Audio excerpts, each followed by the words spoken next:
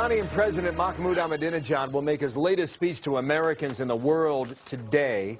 He's at the United Nations, and already protesters are making their own voices heard. That's him yesterday entering when President Obama was in the middle of his own speech. Stephen Yates, former Deputy Assistant to Vice President Dick Cheney for National Security Affairs. How you doing, sir? And good morning to you. Just fine, thank you, Bill. This comes on a day when the two Americans were released from an Iranian jail. The timing's perfect, and not without coincidence. It seems typical for him, doesn't it, Ahmadinejad? It's typical of him and a lot of other autocratic regimes where they basically release people who never should have been held in the first place in the hopes of shaping a positive environment for concessions from the negotiating counterparts. And Western leaders should never, ever give in to this kind of tactic. Will he mention his nuclear program in his speech today?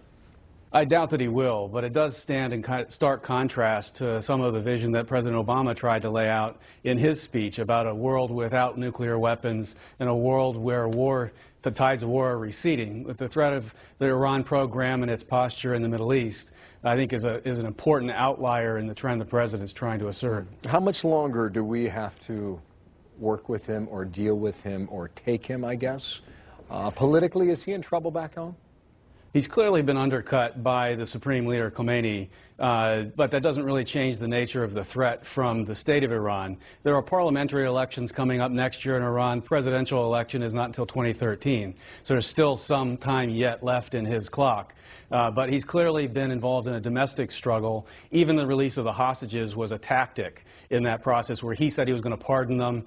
The Supreme Leader said no, and then the Supreme Leader finally released them just before Ahmadinejad was to speak. It really undercut his credibility. You're right about that publicly. In 15 seconds or less, what is the headline from his address today? You know, a lot of times we hear from you saying, well, why in the world is he making a speech in the first place? Nonetheless, he is here.